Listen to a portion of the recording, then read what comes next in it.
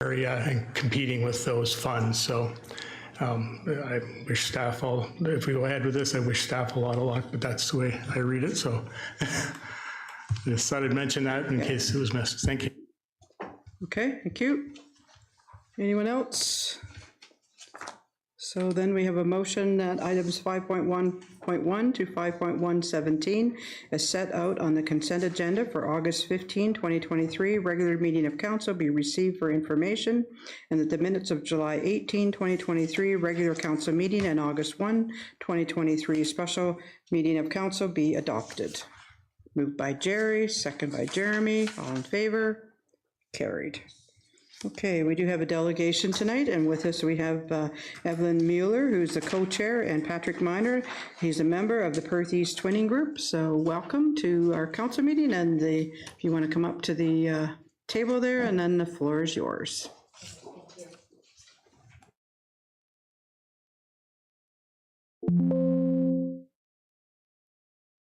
Evelyn Mueller, I'm the co-chair of the Milverton Perth East Twinning Committee, and with me is Patrick. He's also a member of the committee. And thanks so much for seeing us. We really appreciate your time. And I have a little text prepared, so I'm just going to read that, I think. We're quite excited as we're eagerly anticipating wonderful updates about the German visitors that we will be getting in the fall. Sorry, I'm totally lost. So the Perth East Twinning Committee, right from the beginning, we have operated on a foundation of collaboration and goodwill, ensuring that the township of Perth East is not financially burdened. Our earlier steps, such as a successful probability study, which we had, I think, in 2019, and the establishment of the Friendship Agreement, which was in the same year, was achieved without any financial commitments. And this underscores our dedication to a meaningful cultural exchange without stretching our resources thin. The plans we have in place for our 72 visitors, which we will have coming this fall, are something to look forward to. We have many volunteers on our committee that have poured their energy and time into preparing a warm and welcoming atmosphere. Throughout their stay, we've thoughtfully crafted an itinerary that will showcase the unique charm of Perth East. And it includes visiting local businesses and establishments that we have here in Perth East, providing an authentic taste of our community. A pivotal moment of this visit will be the official welcoming ceremony leading up to the Milverton Oktoberfest. The presence of both mayors here from Perth East and the mayor from Neresheim, our twin town in Germany, and representatives from our townships will underscore the significance of this friendship, marking yet another milestone of this friendship. Our invitations have also been extended to the MPs, council members, the local media outlets, which promises to cast a spotlight on Perth East that reaches far and wide. Our efforts here to serve have two purposes. Firstly, it's a joyous celebration within the community. And secondly, it holds the promise of boosting local tourism as we introduce our guests to the hidden gems of Perth East. All our guests are, or the majority of our guests are staying with local billeting families for the 3 days that they will be visiting us. And during that time, our visitors will have a chance to immerse themselves into the life of our township, which will be guided by local families, but also a guided tour that we will provide for them. And then they'll be exploring things like the G2G trail. We are planning to see the Freivogel Tavern or Shakespeare Antique Stores, just all the nice little spots we have in Perth East. In order to ensure the success of this endeavor, we come before you with a humble request for financial support, specifically aimed to the official reception preceding the Oktoberfest. Although the Milverton Oktoberfest generally covers the majority of the expenses, we're seeking additional support to make this celebration memorable. This would include funding for local entertainment, a welcoming barbecue on the Friday night, and thoughtful gifts that capture the essence of our township. We request funding for the official welcoming ceremony between our Perth East representatives, the mayor, and the official representatives of Neresheim. This first official exchange between the twinning communities is traditionally a meeting of large significance, including the exchange of gifts and local entertainment, which is unique to our area. With this in mind, we kindly seek a contribution of $1,000 and your support will enhance the quality of our event and also attract media coverage, both local and abroad. By working together, we can present a vibrant and captivating portrait of Perth East that resonates far beyond our borders, which is what we're hoping to do. So thanks so much for your time. We have the budget here on the screen, anything that's included, and if you have any questions, we're happy to answer them. Okay, thank you. Any questions from members of council? No questions. Okay, we will deal with this under new business at the end of the meeting. So thank you for your presentation, and thank you for all you've done for welcoming this group to Perth East. So we do look forward to it. Thank you so much. Okay, thank you. Okay, we're going to move on to our public meeting. We have a zoning bylaw amendment D14 Z08 2023 by Corey Straker, and I believe Jeff is going to join us on the screen, and there he is. Welcome, Jeff. Thank you. I'm just going to share my screen here.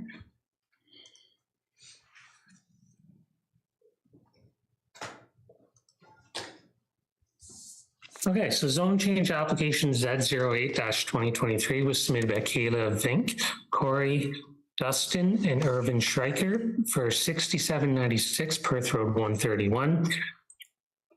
The purpose of the amendment is to rezone the subject lands from an agricultural A to an agricultural A zone with special site-specific zoning provisions to allow for a non-permanent residential dwelling unit to be located on the subject lands without a principal farm dwelling.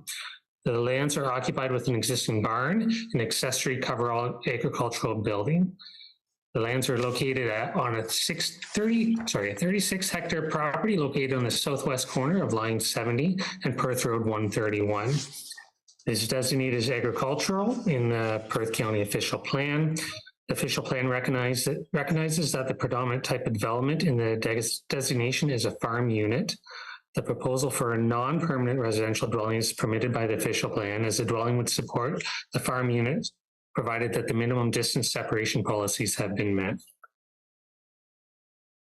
Section 6.2 of the Perth East zoning bylaw states that one single detached dwelling is permitted with an agricultural use on a minimum lot area of 33 hectares, and that one supplementary farm dwelling unit in the form of a non-permanent dwelling is permitted in accordance with official plan policies.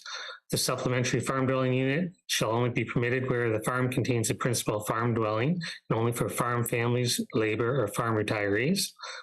No supplementary farm dwelling unit shall be permitted until the landowner has signed an agreement with the township covering such matters as occupancy of and the duration of the unit. The applicant is proposing the development of a non-permanent dwelling unit that is intended to be used by the property owner. If the requested zoning provisions are approved, the property will meet the requirements of the specialized agricultural zone, and the applicant has provided MDS 1 calculations, and the subject property is adequately set back from the neighboring farm buildings, and the proposal conforms with MDS provisions.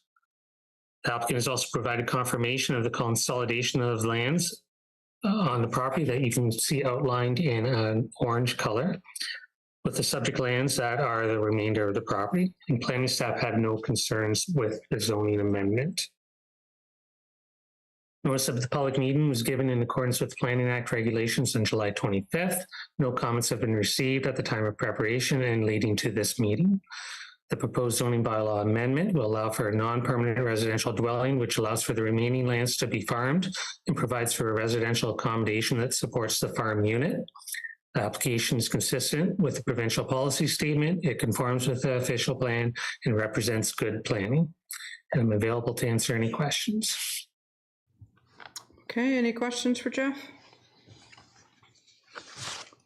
No questions. Okay, we have a motion that Council of the Township of Perth East receive the report dated August 15, 2023, prepared by the planner entitled Zoning Bylaw Amendment D14-Z08-2023 2023-PE submitted by Corey Stryker, affecting lands described as Lot 6, Concession 5, Mornington Ward, Township of Perth East, 6796 Perth Road 131 for information, and that council held a statutory public meeting pursuant to Section 34 of the Planning Act with respect to zoning bylaw amendment D14-Z08-2023-PE, and that council approves zoning bylaw amendment 208-2023. Mover and a seconder, moved by Bob, second by Jerry. All those in favor? Carried. Okay, now we'll go down to planning and development, and our first one is a zoning bylaw for Michael Wilhelm Excavating Limited. And I believe, Jeff, you're going to do that, so the floor is yours. Thank you.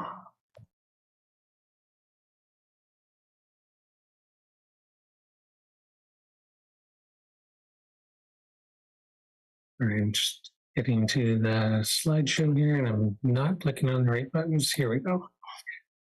Okay, the subject lands are located on a 40.6 hectare property located on the southeast corner of Perth Line 36 and Road 125. The applicant is Michael Wilhelm Excavating Limited, and the zoning bylaw amendment is at 25-2023. The provincial policy statement provides direction with regards to cultural heritage and archaeology. The PPS states that the development and site alteration shall not be permitted on lands containing archaeological resources or areas of potential unless significant archaeological resources have been conserved, and that development shall not be permitted on adjacent lands protected heritage property except where the proposed development has been evaluated and has been demonstrated that the heritage attributes of the property will be conserved. So a holding provision was placed on the subject lands, and it was intended to ensure that any future development activity was properly monitored and that any findings in heritage attributes were protected and were consistent with the preservation of the cultural heritage. The property is designated as agricultural and mineral aggregate resource in the official plan. The subject land is currently being used as an active aggregate operation and includes an existing agricultural barn and a drive shed. The subject lands were zoned and redesignated in 2020 to allow for a new single detached dwelling just outside of the agricultural portion of the property.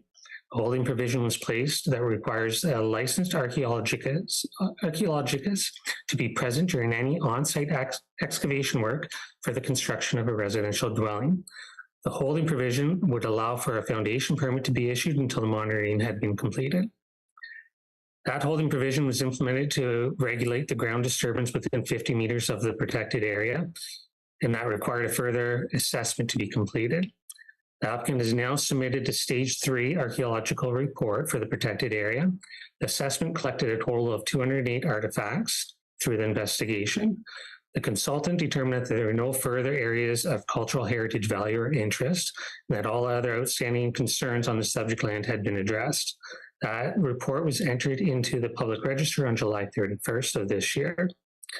The owner has submitted a request to remove the holding provision to obtain a building permit without having to complete the additional archaeological monitoring during the construction of the dwelling. And the Perth official plan includes policies for the use of holding provisions and in the zoning bylaw. And the holding provisions can only be lifted by amending bylaw once council has been satisfied that the conditions have been satisfied. Property is zoned agricultural A zone with an agricultural A holding provision H8 and mineral aggregate resources MAR-4 in the zoning bylaw.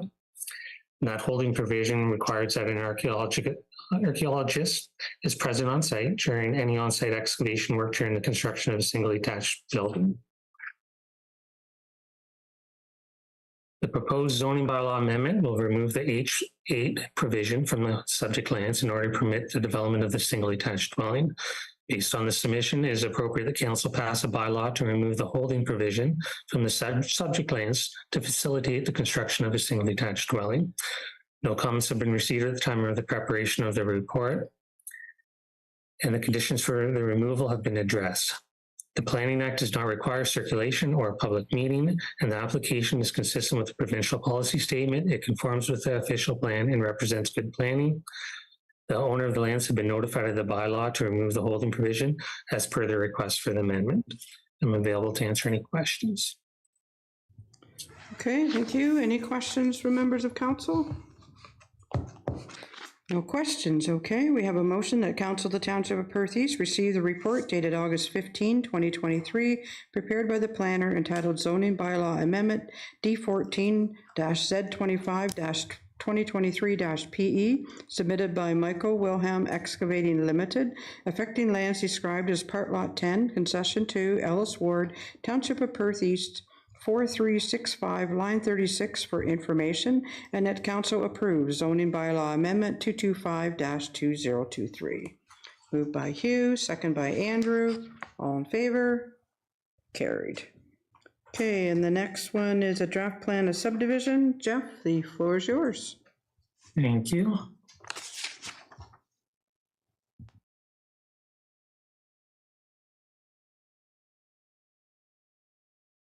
So the next application is draft plan subdivision PE 22-02. Carolyn Baker has submitted the application on behalf of the owners had submitted an application for an official plan amendment, which was OPA 2215, the plan of subdivision. They were deemed complete on January 6th of this year. Perth County Council then adopted the official plan amendment on April 6th of 2023. The subject lands are located on the west side of Galt Street at the end of William Shakespeare Street in Shakespeare. Property is approximately 0.65 hectares in size, and the site wraps around William Shakespeare Street road allowance. The proposed plan of subdivision would allow for 4 single-detached dwellings and 8 semi-detached dwellings, and will extend William Shakespeare Street into a cul-de-sac. The official plan amendment changed the designation on the subject lands from institutional recreational to residential. The property is zoned R2, which is a medium density zone. The subject lands are located within settlement area as defined by the provincial policy statement. And the proposed development would provide for the efficient use of resources and infrastructure, and will provide for a range of housing types through the intensification within that Shakespeare community. The development is located next to a community trail, and it is within walking distance of amenities that include recreational facilities, a public school, and a religious institution. The official plan defines a broad range of permitted uses, including residential, commercial, industrial, institutional, and utility uses within the serviced urban area. Serviced urban areas require full municipal servicing for all new development. The official plan also provides density targets that are intended to be used as general guidelines, with new single-detached dwellings being developed with up to 15 units per hectare and semi-detached dwellings in the range of 15 to 25 units per hectare. The proposed densities are compatible with the character of the surrounding area, and they're consistent with official plan policies. The development provides for a continuous connection to the existing residential development to the east. There is an existing landlocked parcel immediately to the west of the property that has the same owner as the part owner of the property at 3989 James Street, and the owner will continue to access that landlocked parcel through his property at 3989 James Street. The draft plan subdivision is located within the serviced urban area, and a servicing agreement has already been completed with the Township of Perth East. The subject lands are in close proximity to recreational amenities. The applicant is requested to explore the possibility of including a pedestrian connection to the existing trail system to the immediate south. They had reviewed that potential walkway connection and expressed a concern with losing additional lands outside of the existing service easement that would result in the loss of a residential lot. Subject lands are located within 2 blocks of the main entrance to the walking trail, and an additional pedestrian connection would be used for a small number of those residential properties. So planning staff have accepted the analysis and provided the consultant that was provided by the consultant, and agreed that the pedestrian connection is not necessarily for the orderly development of the lands. The developer will also be expected to provide a Cashew parkland dedication for the subject lands as a condition of draft approval, which was included in the staff recommendation. The size of the proximity of the lands to the local amenities would suggest that a Cashew dedication is preferred to a land dedication with the subdivision within that subdivision development. They've also submitted an archaeological assessment that concluded that the subject property no longer has any cultural heritage value or potential, and no further assessment is recommended for the subject lands. The Ministry of Transportation has asking to require a building and land use permit and a sign permit and individual encroachment permits for any utility encroachment works identified within this Highway 7 and 8 property limits, which are subject to the MTO conditions, approval, and individual permits prior to construction. Those comments have been included with the report. The site is approximately 295 meters north of the CN rail line. And although the residential subdivision is located within 300 meters of the noise influence setback within that medium density R2 zone, it does require a rear yard setback of 7.5 meters, which then places any new buildings outside of that 300 meter noise influence setback. As a result, a noise study submission was not required with the draft plan of subdivision submission. Enbridge Gas has also reviewed the plan of subdivision, and they've requested a condition that final approval be included with easements to be provided to Enbridge Gas for the provision of their service.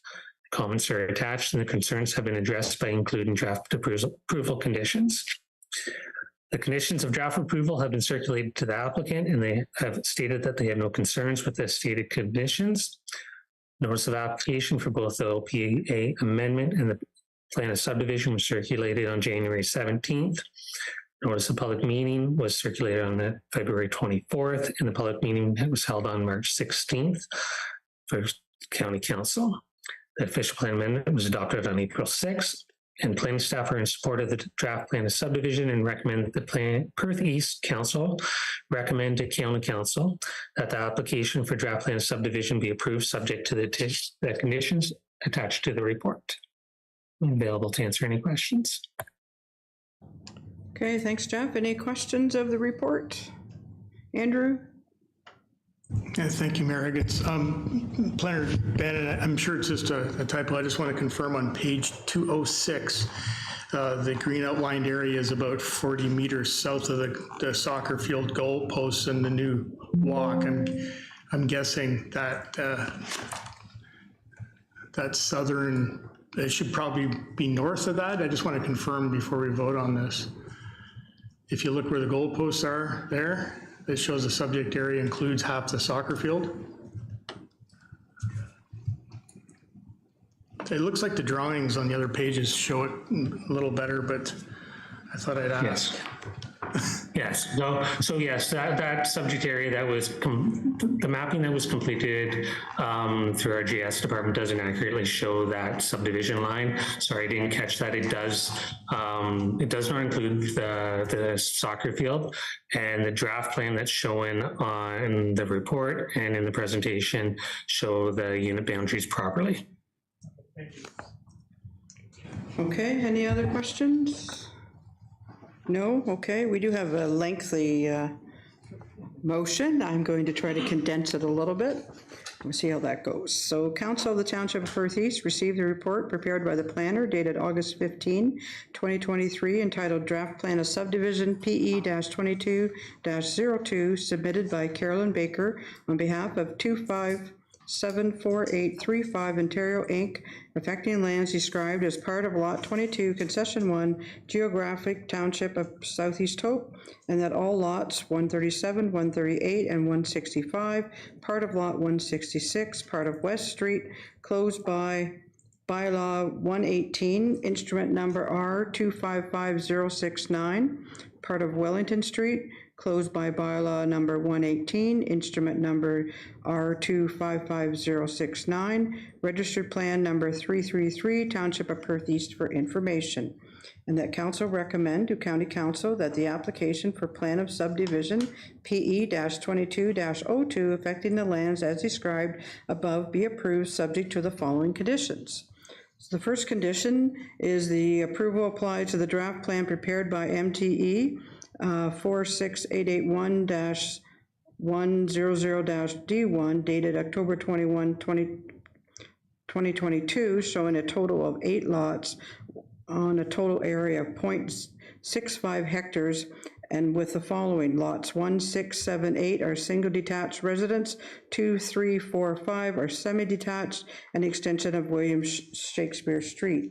Number 2, the owner enter into subdivision agreement with the township. Terms of the agreement be satisfactory to the township, including but not limited to: A, provisions for any phases B, provisions for construction of the street to a standard acceptability of the township. C, provisions for the installation of sidewalks, pedestrian walkways to a standard acceptable to the township. D, provisions for the installation of and connection to potable water services, sanitary and storm sewage systems, fire protection, stormwater management, and conveyance of facilities. Number E, provision of lot grading and drainage plans and related installations. F, provisions for trees, landscaping, including topsoil and sod on streets and any other public areas. G, provision for street lighting. H, financial securities requirements. I, other matters as determined by the township. All development standards will be as specified by the township. The subdivision agreement shall contain satisfactory provisions to address requirements as deemed necessary by other review agencies. Number 3, a copy of the subdivision agreement be provided to the County of Perth Planning Department for final approval. 4, the required subdivision agreement be registered against the land to which it applies prior to plan of subdivision being registered. 5, the subdivider satisfy any outstanding financial charges to the township prior to final approval. 6, all aspects of the water supply, sewage disposal, electric services, stormwater management be confirmed as acceptable to the township and the appropriate approval authorities. 7, the prior to final approval, the township shall confirm that the plan of subdivision and proposed development conforms to the Township of Perth East zoning bylaw. 8, preliminary grading, drainage plan for the proposed development to the satisfaction and approval of the township, and the developer provided securities for the works to the satisfaction of the township. 9, parkland dedication arrangement be made in accordance with the Planning Act and consistent with the township parkland dedication fee policy to the satisfaction of the township. 10, the proposed new roads be constructed as public streets according to PAL standards to the satisfaction of the township and be named to the satisfaction of the township. 11, the road allowances shown in the draft plan be dedicated to the township. 12, subdivision be registered as a single phase, generally in accordance with the attached plan dated October 21, 2022. Further amendment to the phasing may be permitted subject to review and acceptance by the township prior to final approval of the County of Perth. 13, prior to final approval, the owner developer shall submit for the review and approval of the township a detailed stormwater management plan for the area. 14, any easements required for municipal services be provided by the subdivider to the satisfaction of the township. 15, easements may be required for utilities but not limited to telephone, TV, cable, gas, hydro, internet, or stormwater drainage purposes shall be granted gratuitously to the appropriate utility provider, agency, or authority to the satisfaction of the communication provider. 16, that the owner developer agree to satisfy the requirements of Canada Post with respect to delivery of mail, including the suitable location of the community mailbox if necessary, and that subdivision agreement include any clauses required by Canada Post. And 17, that the owner developer shall enter into all necessary easements or agreements required for utility services. Do we have a mover and a seconder for all that? I'm not repeating it. Moved by Bob, second by Hugh. All in favor? Carried. Okay, great. Now we're going to move to consent to sever application for Alice and Todd Steinman, and Pune is joining us. Good evening. Yes, Welcome, and we can't hear you. Oh, can you hear me now? Very faintly. Oh, that's odd. Sorry about that. Is it better? Haven't done anything. They're all shaking, nodding their heads. Yes, everybody? Yeah. Yep, okay. Yeah, can you hear me? Perfect. Oh, okay, great. So good evening. With your permission, I shared the screen, and this is an application made by Caroline Baker on behalf of Alice and Todd Steinman for the purpose of severing a dwelling surplus to a farming operation. The property is located on 3424 Road 108A, the Township of Perth East.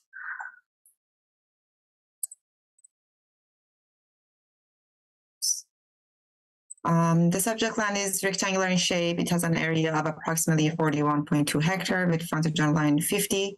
The proposed several lot will be approximately 0.84 hectare in area with a frontage of 41 meters along Perth line 108A. The proposed several lot will be approximately the proposed lot will be that will be severed contains an existing 2-story single detached dwelling with shed, well, septic system, and a shed used by tenants for storage of personal vehicles. No further development is proposed on the severed lot.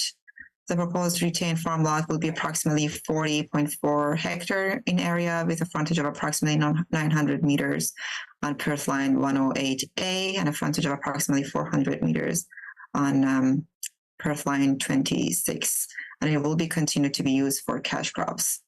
There is an existing entrance from Perth Line 108A to the proposed severed lots. There are 2 entrances to the retained farmland from both 108A and Perth Line 26. In terms of planning comments, decision on consent to sever application within agricultural areas must be consistent within the provincial policy statement.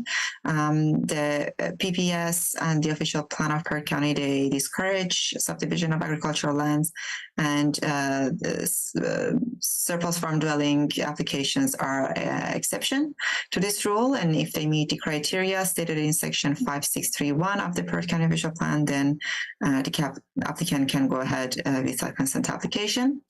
And the staff has reviewed all the criteria, and the owners have shown that they do meet the requirement. The size of the severed lot is minimal in size, and the residence is habitable and meets the 10-year minimum requirement.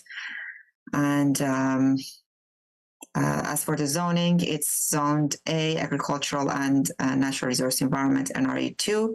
The portion of the lot that will be severed is the NRE2, the agricultural zoning, and it meets the requirement of the both retained and severed lots will be meeting the requirements of the Perth East zoning bylaw. And a condition has been included that impose restrictions on future permitted uses on the severed and retained lots through a zoning bylaw amendment application. As for public notice, the notice of application was given on July 28th by a regular mail to the adjacent landowners and agencies. Hydro One and Blue Water Recycling Association have responded to the circulation and stated they have no comments on the application. With this, the planning staff is of the opinion that the application is meeting the requirement of the official plan and Perth zoning bylaw, and it represents good planning. With this, I'd like to conclude my presentation, and I'd be happy to answer any questions you may have. Thank you. Okay, thank you. Any questions from members of council? No questions? Okay, we have another lengthy motion, and I will try to condense it a little bit too. So the Council of the Township of Perth East received a report dated August 15, 2023, prepared by the planner, entitled Consent to Sever Application File B10-23, submitted by Caroline Baker on behalf of Alice and Todd Steinman for lands described as Part Lot 26, Concession 6, 3424 Road 108A, Southeast Hope Ward, Township of Perth East, for information, and that council recommends that the County of Perth Land Division Committee or its designate approve consent application file B10-2023 affecting the lands as described above, subject to the following conditions. We have 7 conditions for the Township of Perth East. Number 1, confirmation be received that all taxes have been paid in full. Number 2, confirmation be received all financial requirements have been met. 3, confirmation that the apportioned schedule of municipal drains in the area are reviewed and updated. 4, confirmation be received by the township that an amendment to the Township of Perth East implementing zoning bylaw has been adopted to zone the proposed severed lot to permit only a dwelling and accessory uses, buildings and structures, and to zone the retained farm lot to prohibit any new permanent residential dwellings. Number 5, confirmation be received that both the severed and retained farm lots have been assigned a municipal address and each lot containing a municipal address sign. Number 6, confirmation be received that road access to the retained parcel is to their satisfaction. And number 7, that the Township of Perth East provided a clearing letter stating that all municipal requirements have been addressed. And then the Perth County conditions, there are 4 of them. The following conditions will be recommended to the Land Division Committee to ensure county requirements are met during the lot creation process. Number 1 is confirmation be received from our solicitor that the certificate of the official will be scanned and attached to the electronic registration of the transfer. Number 2, the Land Division Committee be provided with a description that's consistent with the application and equal to that required for registration of the deed / transfer. Number 3, confirmation received by the Perth County Land Division Committee Secretary Treasurer that the notice sign and sign frame posted on the property was returned to the municipality within 30 days of the decision of the Land Division Committee. And number 4, confirmation be received that the property owner has entered into an agreement with the County of Perth to prohibit any new permanent residential dwellings on the retained farm lots. We need a mover and a seconder. Moved by Andrew, second by Jeremy. All in favor? Carried. Okay, and the next application is part lot control application for Jim Flynn. Pune? Thank you, Meredith. I will share my screen once again.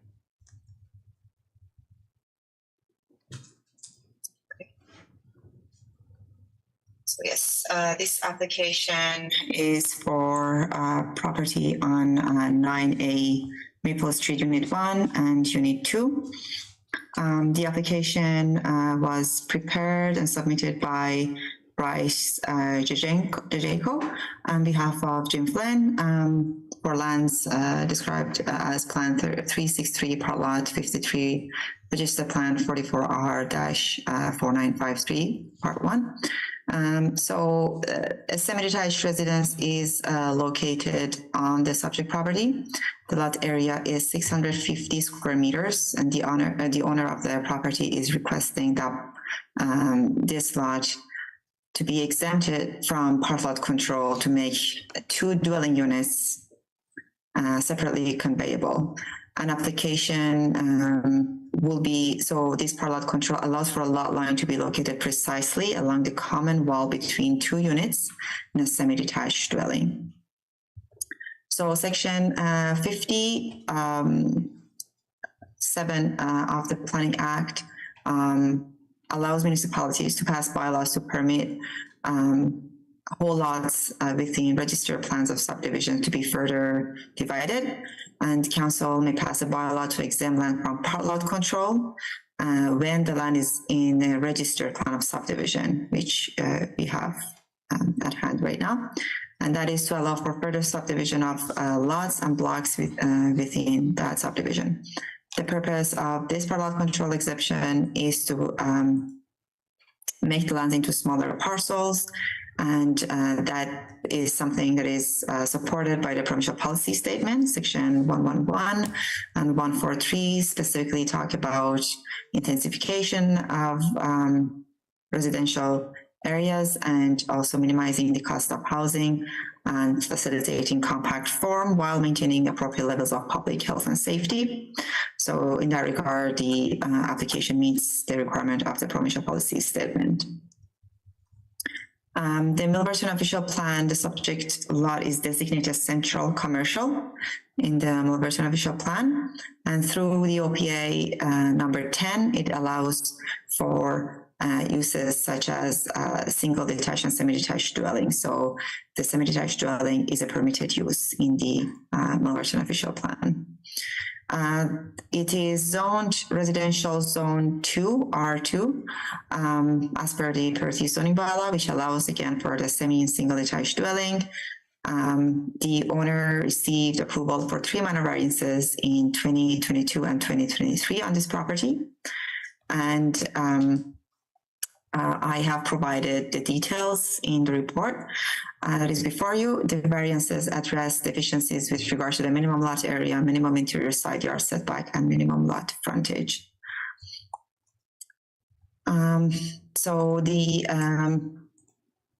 Perth County is the delegated approval authority for bylaws to exempt lots in plan of subdivision from part lot control within the township of Perth East. And if the Perth East Council proceeds with the adoption of the part lot control, it will be forwarded to the Perth County for approval. The stated date for the owner to meet the requirement is 2 years, and within that 2 years, the council can reinforce the part of control.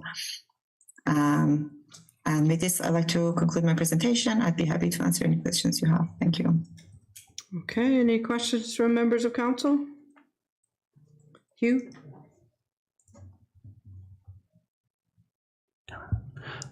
Just one quick question. It says these exemptions are from part lot control bylaws.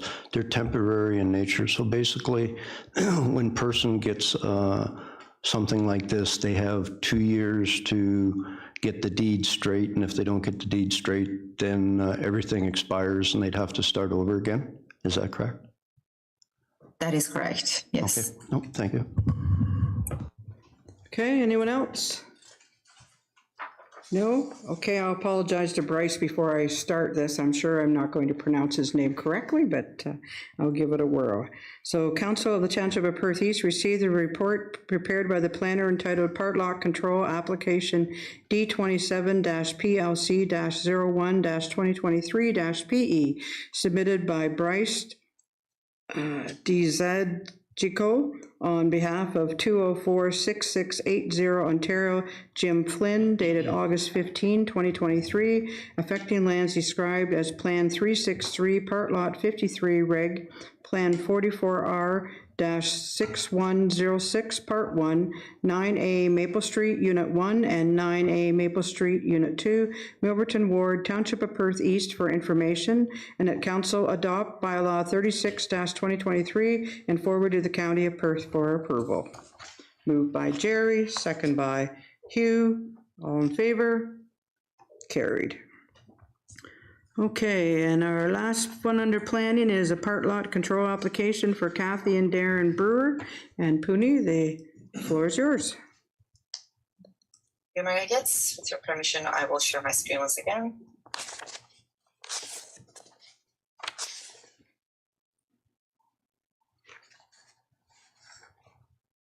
Yes, so this is an application for lands on 3995A and 3995B Regent Street in Shakespeare. The application was received it was submitted by Kathy Brewer for the lands that are just described. A semi-detached residence is located on the subject property. The lot area is 809 square meters, and the owners of the property are requesting that lot 152, registered plan 334, be exempt from part lot control to make the 2 dwelling units and surrounding area separately conveyable. An application for exemption from part lot control allows for a lot line to be located precisely along the common wall between 2 units in a semi-detached dwelling. And this is an example of the question that was previously asked. The application and the original application for this property was made in 2021, but it lapsed in June of 2023, thus necessitating this new application. As for the planning analysis, as I mentioned, the Planning Act authorizes municipality to pass bylaws in a temporary fashion to exempt land from part lot control. And again, they have the authority to cancel that within the 2-year expiry date. They can choose at any point to reinstate the part lot control provisions of Section 50. And as for it meets the requirements of the provincial policy statement, same as the application before this one through Section 111 and 143 of the PPS 2020. As for the official plan, it is designated residential in the Perth County official plan, and there's residential designation permits different types of dwelling units, such as single detached and semi-detached dwellings. And there is criteria in Perth County official plan for servicing requirements for Shakespeare. All new developments should be connected to the municipal sanitary sewer, and where municipal water is not available or feasible, they may permit private wells subject to the approval of the local municipality. And each unit has its own connection to the municipal sanitary sewer on this lot. There is a private well located on 399 Phoebe, servicing both 3995A and 3995B. The owners have been advised that they should work with their lawyer to develop a private water sharing agreement, including location of costs, maintenance, and conflict resolution requirements. The site is zoned R2, or residential medium density, in the Perth East zoning bylaw. The R2 zone permits a semi-detached dwelling. Both lots will meet the minimum requirement for lot area, lot frontage on both of the lots. And as I mentioned earlier, Perth County Council is a delegated approval authority for the bylaw to exempt lots in the plan of subdivision from part lot control within Township of Perth East. And if Perth East Council proceeds with the adoption of the part lot control bylaw, it will be forwarded to the Perth County for approval. And the bylaw will be in effect for 2 years, as per the section 50.5. And this would conclude my presentation. I'd be happy to answer any questions you may have. Thank you. Okay, thank you. Are there any questions of the report? No questions. We have a motion that Council of the Township of Perth East receive the report prepared by the planner entitled Part Lot Control Application D27-PLC-02-2023-PE by Kathy and Darren Brewer, dated August 15, 2023, affecting lands described as Lot 152, Registered Plan 334, Southeast Hope Ward, Township of Perth East, 3995A and 3995B, Regent Street, Shakespeare, and that Council adopt bylaw 37-2023 and forward to the County of Perth for approval. Moved by Hugh, second by Bob. All those in favor? Carried. Thanks, Pune, for all your reports, and have a good night. So we'll see you again. All right. Okay, we're going to move on to our CAO reports, and the first one is the Housing Accelerator Fund, and Mike, the floor is yours. Thank you, Mayor Agats. Yeah, I just want to highlight a couple things from the report and from the potential around the application. I think first I want to acknowledge the support of the County of Perth in terms of helping us gather information at all the lower tiers in relation to housing needs assessment, which is part of the requirement for the application. So that was great. It's been a good collaboration between all the lower tiers in the county as it relates to working through the Housing Accelerator Fund and the potential for the application.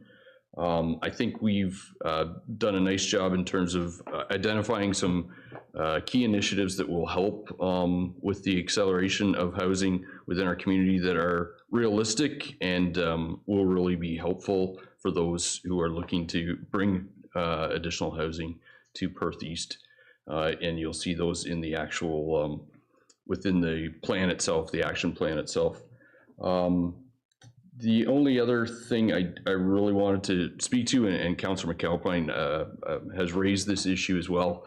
Our population is above 10,000, which is one of the landmarks that the CMHC, who are the approval authority of the fund, are considering, and so we are competing with some pretty large urban communities that certainly have the potential for a lot more housing opportunities than we do. But I do think it's important that we work towards the application and submit an application and let it be known that we've got needs here in Perth East as a small rural community. We still understand the need for housing, finding the right mix of housing within our community to ensure that we have affordable, attainable housing for those that want to become part of Perth East. So I do think it's important that we move forward with the application. Okay, questions of the report? Hugh? Yeah, like they talk about a 10% and a 1.1% increase. Do you have any idea what that would be for us? Yeah, roughly our trends over the last, dating back to 2018 to 2022, we're looking at about 60 units a year. So that increase, we're looking at probably going from 60, 2024, we'd be going up to 70, 74, and then going up to about 85, and then up to 100 potentially in the third year, the 3-year period that the funding covers. So yeah, just to have a sense of what the actual housing units would look like for us. And certainly, yes, I know that doesn't sound like a lot in comparison to some of the large urban centers, but I think it is a lot, given that I would say our last 5-year trends, that 60 was an increase that Perth East hadn't seen in a number of years. If you look back historically beyond those years, the number of units created each year were significantly less than 60. So yeah, just to give you an idea of the numbers. And what, like they talk about, you would need 5 initiatives. Do you have a clue at the moment of what 5 you think would be for, like it would fit for us? We've actually identified 8 in the plan itself, Deputy Mayor, and I think, Matthew, thanks for putting them on the screen. I think it's going to be part of the challenge for us is to implement all 8 of those initiatives in the 3-year time window will be a challenge for us. But I think they're all important, and for me, the priority ones are 1, 5, and 6. I think would be where we would start. And then hopefully we can work towards some of the other ones as after they fall out. But again, it's all contingent on funding and allowing us to bring in the resources we need to implement those initiatives. We do not have the staff complement. A lot of these initiatives will rely on planning support. I'm hoping economic development would be part of a community improvement plan. So it's a lot of collaboration that would be required. So it's a really ambitious strategy. But I think we need to show CMHC that we are ambitious, and that's why we've went with the 8 initiatives. I think, though, that the money's going to go to those voter-rich urban areas. Jeremy? Yeah, are they counting the units based on like closed building applications, or how are they counting the units that would be completed? So yeah, it really goes back to building permit activity. And so basically, lots of times, and our CBOs here, a permit, could be open for more than a year. So they look at the number of permits issued, but they also look at how many permits are closed. So they use those 2 factors to look at that number. Andrew? Thank you, Mary. Sorry, I have a few, and I apologize. I would send them in. C.L. Gibbons, I found the CMHE website with the webinar portal, so I've been watching all that. So yeah, no, it's great. Free money. Sounds good. So as far as the start date and when you can check a box for developed property, I think this came out last April. This program started last April-ish. When is the start date? Can it be retroactive? Because then we can take benefit of some of the housing that's been done. Yeah, the actual application deadline is this Friday, the 18th. And they look at the 3-year window would actually start in 2023. So yeah, our activity historically, up to 2022 is kind of the start off date. 2023 we could utilize, but yeah, we wouldn't be able to rely on those previous units. Thanks, I have a few more. So what type of housing will it qualify for the, whatever the $20,000 per unit? That's the basic amount. I think there's different levels, but is it all multi-res?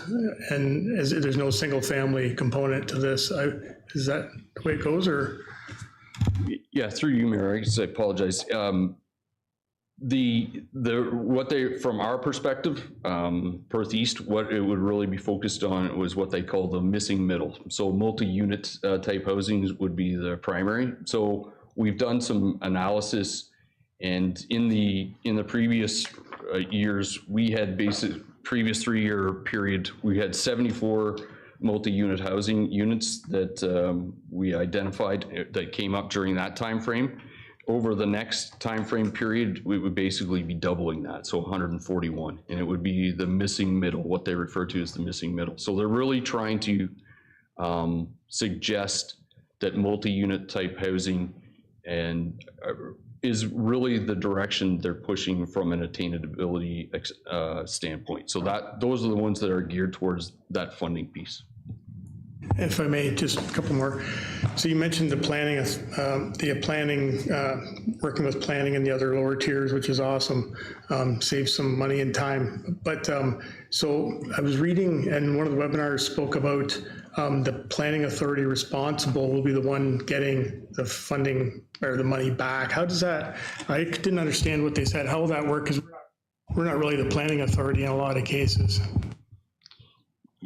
Yes, again, through you, Mayor Agates, I think the reporting piece as it relates to meeting the guidelines will have to come from the planning authority. So when Councillor Matheson's previous question about what they look at plans of subdivision as well and the actual units associated with them, and then they confirm that those units have been built through the building permit. So that's their role. It was interesting, initially we had anticipated that it would be our upper tier that would be applying on a broad umbrella. When we contacted them, it's the lower tiers that are required to submit the applications. Oh, thank you. Okay, and Jeremy? So in rural Ontario, we have these other unique situations like we just had earlier tonight where you have, call it an affordable housing unit, but you have a dwelling being located on a farm property that is it needed special approval from us, but it is a single family detached dwelling, but that in rural Ontario is part of that missing middle as well, right? They're looking at affordable housing units. They want stuff that's multi-res, doesn't necessarily fit there, but it's a far more affordable house than putting up a 3,000 square foot farm dwelling. And in my view, that almost fits that missing middle piece as well, as far as affordability goes, right? And putting up multi-res that costs $300,000 and $400,000 or $500,000 instead of $700,000, $800,000, $900,000. So I don't disagree, Councillor Matheson, that it's a reality that we try to accommodate in rural Ontario. It's not going to be eligible for the funding piece. Yeah, but just the point to make, that is another place that we differ from these large urban municipalities where we're doing stuff like that and they won't be. So. And it is a unique funding proposal in that they're really trying to tie the funding to enhancing the rate that you create the missing middle. That I get the concept. I think is a good one in that manner, that it's not just, hey, we'll give you some money and hope that it turns into something. They're really tying the two things together, but it's not necessarily geared to the realities that we are trying to address through housing, because we do try to look at alternatives outside of apartment buildings in a serviced area. That's not the only housing options that we're considering here in Perth East, and we're not unique in that either. But I'm hoping that when they're reviewing the applications, they're giving consideration to all of those factors. So, Hugh? Just one thing, like they talk about where they give the points. So if you do something, you get so many points and stuff like that. And if you look at it again, because of our situation, it looks like we're going to be on the bottom level of getting the points. So I just do you think we have a chance of that snowball, or are we pretty well out of it? I try to be a realist, Deputy Mayor. I think it's a long shot. I'll be honest about that, in that I do think it is geared towards more urban dense communities. Because I think we've heard from the province repeatedly that those areas have existing targets that they have to meet from a housing standpoint. So I think they will be first in line. But the one thing that has come through is that there's a pool of money that exists. They have given some guidelines in terms of what it might look like in terms of the allocation, but they've left some flexibility in that may change the amounts if you're not able to meet certain points numbers, that you're still eligible, but you're not eligible at the same level. So I'm hoping that that's the case, and we'll see, assuming we proceed with an application, what that looks like. Just on that point, I have spoken with MP John Nader, and he is going to advocate on our behalf. So hopefully he can help us out too. So, Andrew? Thank you, Mayor. Sorry, a couple things came to mind as I was hearing the discussion. So it's all, is there any front-end funding or is it all back-end after reporting? No, the funding is front-ended, so if you're successful, you get it, and then there are reporting requirements throughout the term that indicate whether or not you're meeting your goals associated with that. Now, there's no information about what the repercussions are if you're not meeting. I have asked that question. So I think if we're successful, there will be probably a fairly lengthy funding agreement that will talk about clawbacks and things of that nature if you're not meeting the requirements as it relates to your initiatives. And the last one, I promise.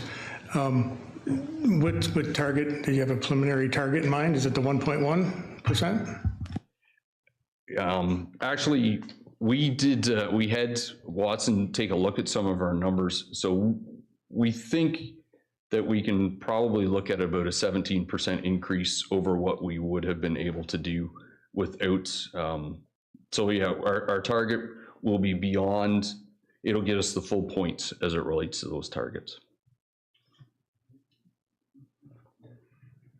Okay, other questions? No other questions? We do have a motion.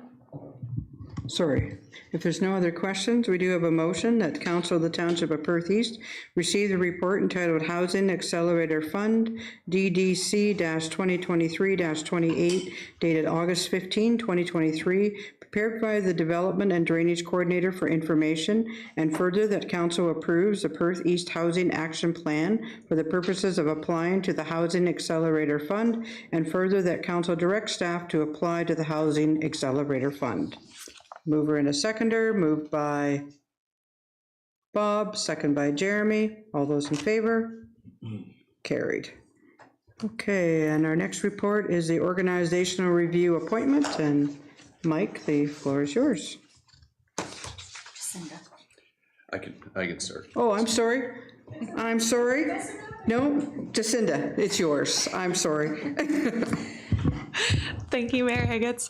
So I just want to highlight a couple things from the report here. Highlighted in yellow, Warden Updegrove Consulting was ranked number 1 out of the 7 submissions.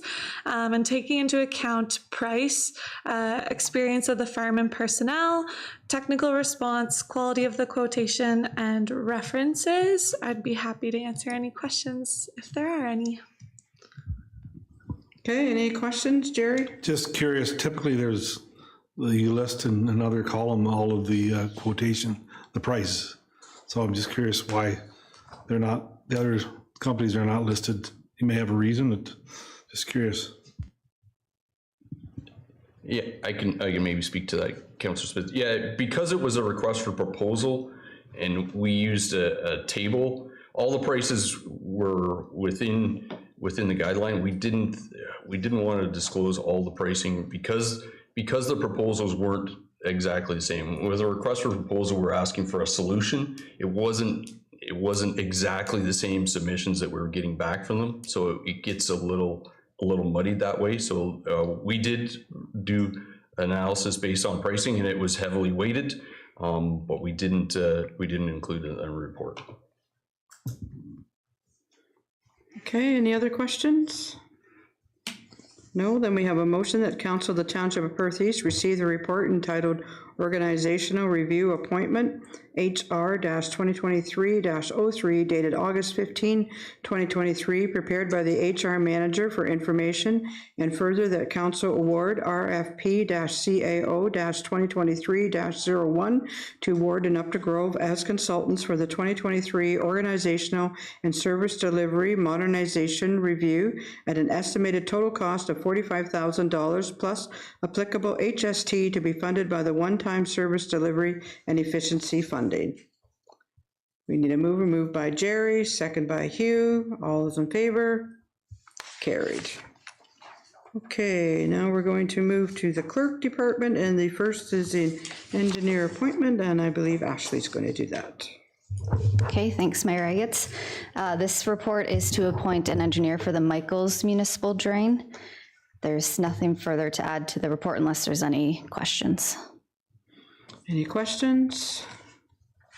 No? Okay, we have a motion that Council of the Township of Perth East receive the report entitled Engineer Appointment, Michael's Municipal Drain, DDC-2023-29, dated August 15, 2023, prepared by the Development and Drainage Coordinator for information, and further that Council appoint Dietrich Engineering Limited to prepare an engineer's report under Section 78 of the Drainage Act for the Michael's Municipal Drain, lots 28 and 29, Concession 6, Ellis Ward, Township of Perth East. Moved by, oh, Bob's got a question, okay. Sorry, this letter from the Upper Thames suggesting that this is larger than their normal, I guess, normal approval. What does this do to the application then? At this point, it won't do anything. Once the engineer's been appointed and they actually go and investigate the work and figure out what needs to be done, the engineer may have to apply to the Conservation Authority Hearing Committee to see if they then will approve for the extra acreage of having it enclosed. Okay. So that would come at the time when the report's actually drawn up. It could delay the process, too, unfortunately. Any other questions? Then we have a motion that Council of the Township of Perth East receive the report entitled Engineer, oh, I read that, didn't I? Yes. Okay, we need a mover and a seconder. Moved by Jeremy, second by Hugh. All in favor? Carried. Let's not do it twice. Okay. Next is a request for repair and improvement of Curryville Municipal Drain. Ashley? Okay, so this is a request for a petition of a new branch to the Curryville Municipal Drain. So in 2020, the end of 2020, Council had appointed Dietrich Engineering Limited to prepare a report under Section 78 of the Drainage Act. And now they're doing the work to prepare that report, and the landowners had noted that they'd like a proposed branch. So this would be an addition. The council will end up seeing the report for a new branch and the Section 78 at the same time. So they're requesting to have that joined together. I can answer any questions if there's any. Okay, any questions? No, we have a motion that Council of the Township of Perth East receive the petition for drainage work, Section 4 of the Drainage Act, by property owners Gerald and Linda Pohl of Lot 33, Concession 12, Ellis Ward, Township of Perth East for information, and that Council of the Township of Perth East appoint Dietrich Engineering Limited to prepare a section under Section 4 of the Drainage Act, and staff proceed to provide notice of the proposed drainage works to the Secretary-Treasurer of the Conservation Authority that has jurisdiction over the lands in the affected area. Mover and a seconder. Moved by Hugh, second by Jerry. All those in favor? Carried. Okay, and the Perth East Community Guide. Ashley? Okay, thanks, Mayor Agates. So in this report, staff is looking to have council's approval to change how the community guide has been released. So since 2017, we changed to the yearly community guide. Prior to that, we had the Perth East newsletter, as some may recall, that would go to the public quarterly. So I'm not sure if all of council has seen the new rec guides. There was one that was just released today. Becky's team has posted it on their Facebook page. So what we're looking to do is add a couple of pages to that guide that would include key dates like tax and utility dates and different key pieces of information, different times of the year from the departments. In the guide, there is already the community organization groups and community events, that sort of information, halls and parks in there. So there is duplicate information about what's being published throughout the township and the county. So that's what we're looking to do. I can answer any questions if there's any. Okay, questions? Hugh? You had the Beacon Herald distributed those last few years? Yes, since 2017, we've included it in an insert through the Beacon Herald, but in the marketplace, which is ran by the Beacon Herald. So that is another factor. They've been sold as well. So we've been told the last few years, or this last year, and we were told this was the last year they could do the distribution the way that they did. We haven't been given clear direction on what that would look like going forward. But this year we did run into a major issue with the distribution and ended up with almost half of the guides back in our office to try to Well, I distribute. know I tried to renew a subscription to the Beacon Herald, and that was very painless, and so it didn't happen. And I know that even along my road, I don't even see them throwing out the marketplace anymore, not unless they're putting it in mailboxes, but I don't get it. So maybe there's areas they're not even covering anymore. Okay, other questions? No? Okay, we have a motion that Council of the Township of Perth East receive the report entitled Perth East Community Guide, CLE-2023-06, dated August 15, 2023, prepared by the municipal clerk for information, and further that council direct staff to proceed with merging the Community Recreation Guide with a twice-a-year publication as a trial in 2024. I just thought of one quick question. Will we be putting ads in that? Like, will we be selling ads for it, or it'll be just our communication? It'll be nothing, Right, anything else? yes. Yeah. Okay, no, thank you. Okay, do we have a mover, Jerry, seconder, Jeremy? All those in favor? Carried. Okay, we're moving to finance, consumer price index, and 2024 job rates. Paula, the floor is yours. Thank you, Mayor Agates. So before council tonight is the annual consumer price index calculation along with the draft 2024 job rates and salary grids. The approval of this next step for the consumer price index and the job rates allows staff to continue moving forward with the 2024 budget process. And just to summarize, the consumer price index average from July to June is 5.63, and that's what's been calculated in the attached draft grids. So if there's any questions, I'd be happy to answer. Okay, any questions of the report? No? Okay, we have a motion that Council of the Township of Perth East receive the report entitled Consumer Price Index and 2024 Job Rates / Salary Grid FIN-2023-22, dated August 15, 2023, prepared by the Treasurer for information, and that the Consumer Price Index CPI rate of 5.63% as averaged from July 2022 to June 2023 be used as the base budget benchmark as outlined under Perth East Budget and Control Policy FL-1.06, and that the 2024 adjustment to the Township of Perth East pay grid be 5.63% effective January 1, 2024. All full-time and part-time salary and hourly wages, including seasonal and casual, council annual and meeting rates, and volunteer firefighter on call, hourly rate, training rate, practice rate, officer pay, and mutual aid meeting. We need a mover and a seconder. Moved by Jeremy, second by Bob. All those in favor? Carried. Okay, now we're going to move to Public Works, and we're boundary agreement with Township of Wellesley, and Jake, the floor is yours. Thank you, Mayor Agates. This report covers a boundary road agreement with the Township of Wellesley. The road is 116 between Perth line 56 and 86, the divide being at line 73. We would continue to maintain the north half of that divide, and we've been doing so for many years, so this is just an extension. The agreement's for another 10 years. Any questions? Be happy to answer. Okay, any questions of the report?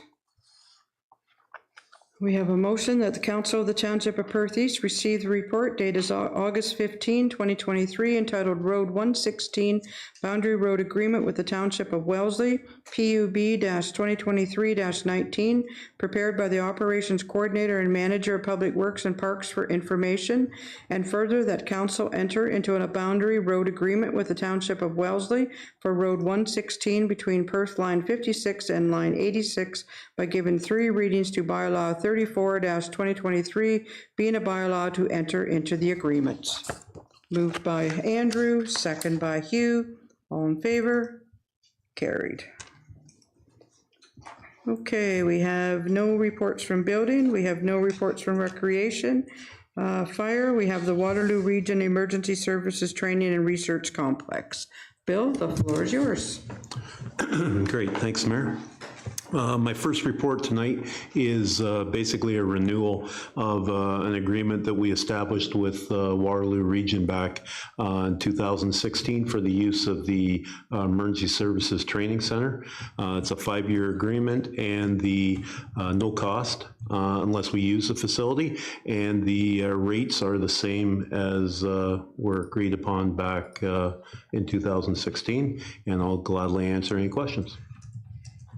Are there any questions of the report? No? Okay, we have a motion that Council of the Township of Perth East receive the report dated August 15, 2023, entitled Waterloo Region Emergency Services Training and Research Complex Use Agreement, FIR-2023-11, prepared by the Fire Chief for information, and that Council renew an agreement with the Regional Municipality of Waterloo for the use of the Emergency Service Training and Research Complex located on Herbs Road in the Township of Wilmot for fire training events as requested from time to time by the Perth East Fire Department, and further that the Region of Waterloo is named as an additional insured on our comprehensive general liability insurance policy, and further that Council give 3 readings to bylaw 35-2023, being a bylaw to enter into the agreement. Moved by Hugh, second by Bob. All those in favor? Carried.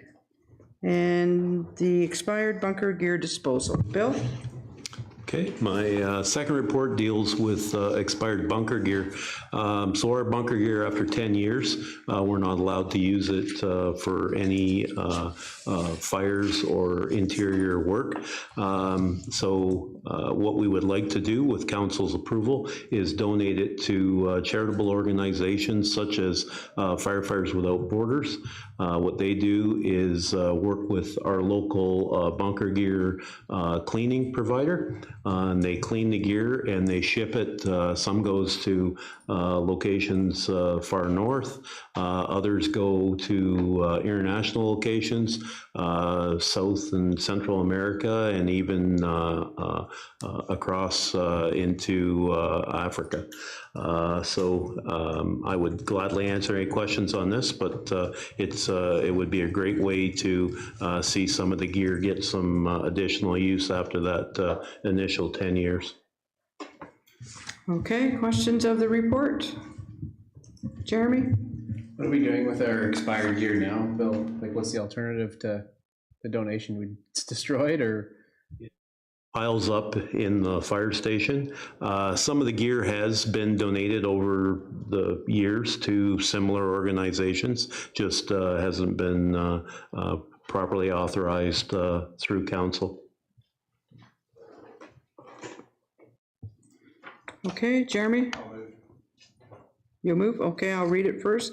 Council of the Township of Perth East received a report dated August 15, 2023, entitled Expired Bunker Gear Disposal, FIR-2023-12, prepared by the Fire Chief for information, and further that Council authorized the Fire Chief to dispose of all expired bunker gear by donating to eligible charitable organizations. Moved by Jeremy, second by Hugh. All those in favor? Carried. Okay, we're moving to correspondence, and we do have correspondence from Sarah Caldwell, Assistant Deputy Minister, and this is about our Provincial Police OPP Detachment Board proposal. This has been in discussion for quite a while.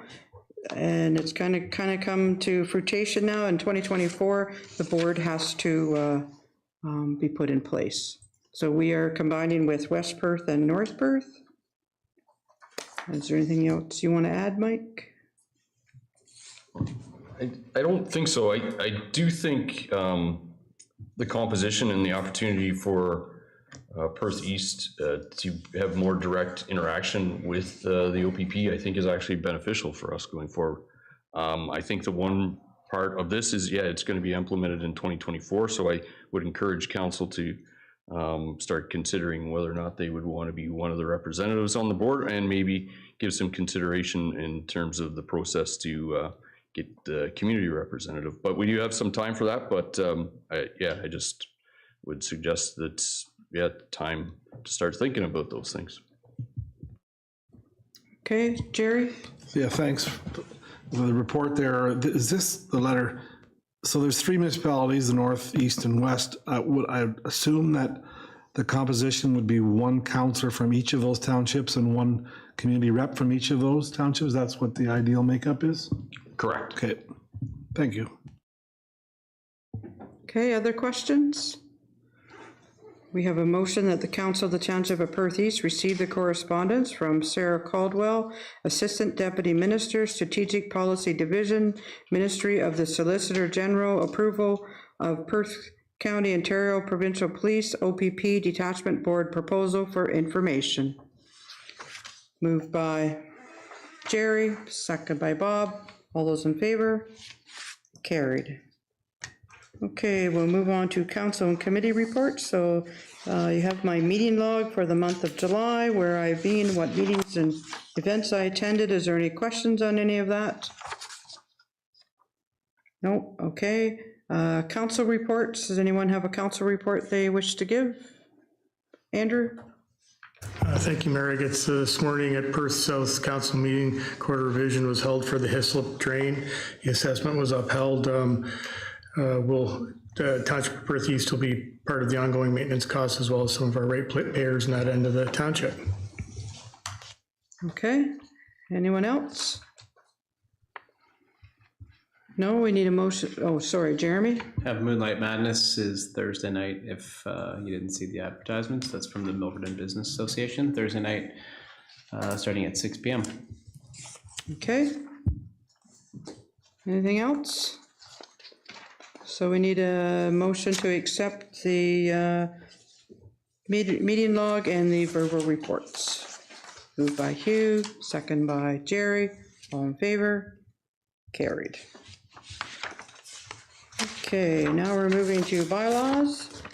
And first and second readings, we have 7 bylaws. We have bylaw number 1, 34-2023, and that's the agreement with the Township of Wellesley for maintenance on the border road 116. The second one is bylaw 35-2023, an agreement to the use of Waterloo Regional Emergency Services Training and Research. That was number 3. Bylaw 36-2023, bylaw to exempt from Plan 363, Plan 53, and that had to do with 8.4.1 tonight, and that was the Flynn application. Number 4, 37-2023, exempt lot 152, registered plan 134, and that was the Brewer application, 8.1.5.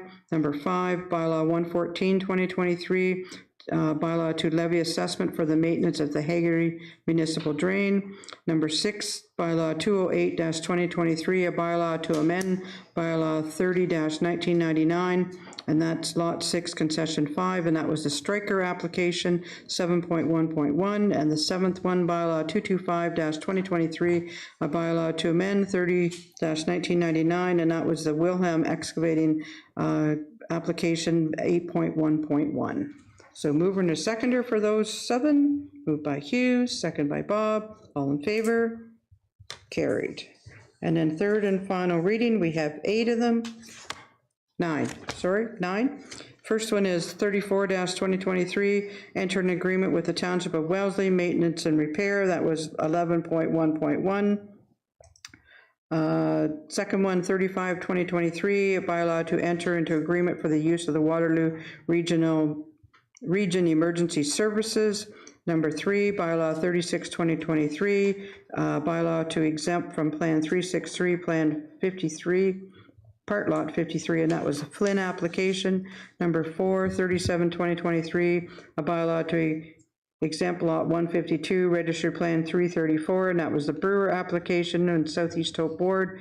Number 5, 107, 2023, a bylaw to provide for drainage works known as the Wagler Shantz Municipal Drain 2023 in Northeast Hope Ward. Number 6, bylaw 109, a bylaw to provide for drainage works known as the Stemler Number 1 Municipal Drain 2023 Mornington Ward. Number 7, bylaw 114, a bylaw to levy assessment for the maintenance of the Hagerty Municipal Drain. Number 8, bylaw 208, 2023, a bylaw to amend bylaw 30-1999, and that was a striker application in Mornington Ward. And number 9, bylaw 225-2023, a bylaw to amend bylaw 30-1999, and that was a Wilhelm Excavating Limited application in Ellis Ward. Mover and a seconder, moved by Jeremy, second by Jerry, all in favor, carried. We have no closed session. Do we have any notice of motions? No, okay, under new business, first we have, let's talk about our delegation that we had tonight. What does everyone wish to do? Hugh? I move that we give them $1,000. And where do you want it to come from? Where's a good place to come from? We have a lot of money.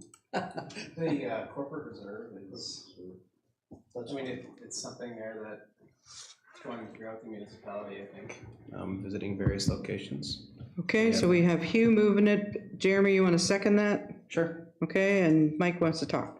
I think Paul and I spoke just very briefly about this, or interacted, that the majority of the funds related to community groups have come from the Community Investment Reserve typically. So if council was on board with the contribution, that would probably be where staff would suggest the dollars would come from. Okay, Jeremy? So we drew that one down by 73,000 last year. I don't remember what that would have been for, so we still have 20K in there now. But if that's where you feel like it should come from, that's fine. I'm just not sure whether that 73, what came out of there last year for the 73? Do you? You're really testing me now. Just a second. I just happen to have your reserve worksheet in front of me, so. The wheels. Mike's got a couple here. Broxton, the park. Remember we did the playgrounds. Playgrounds. Playgrounds. 2 playgrounds, and Broxton, I think, were the 3. 2 playgrounds in Broxton, maybe last year. Is that? Yes, and there's the Kinkora playground. Yeah. Yeah. It was the 2 playgrounds in Broxton. Broxton. Okay, so is that all right with the mover and a seconder to have it come out of this community fund? Okay, anyone else have anything they want to say before we, Andrew? I'm in favor of giving the money. I just would like to be able to somehow reach out to community groups who want this type of funding so we can put it within some type of policy for decision-making in the future. That'd be my only suggestion. So. Okay. Anyone else? All in favor of the motion? Carried. Okay, and the other item on new business is 2 proposed additional dates for the budget advisory, and it's Tuesday, November the 14th and Tuesday, December the 12th. If you remember at our budget meeting, not our budget meeting, maybe the last meeting, Paula asked if we could move our budget ahead. Was it budget meeting? Okay, budget visiting, sorry. So any questions on doing that, changing it, the process a bit? Nope. Okay, so we have a motion that's Council of the Township of Perth East add to the Budget Advisory Committee meeting schedule Tuesday, November 14 and Tuesday, December 12, 2023, beginning at 7 p.m. Moved by Andrew, second by Jeremy, all in favor? Carried. Okay, any other new business? Any announcements? Then we have the confirmatory bylaw.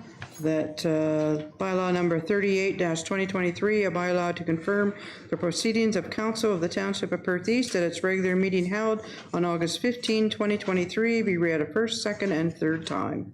Moved by Hugh, second by Bob, all in favor? Carried. And the last meeting of, or motion of the night, that we adjourn at 8:31. Moved by Hugh, second by Jerry, all in favor? Carried. Thanks, everyone. We would discuss an awful lot tonight, but hope you have a great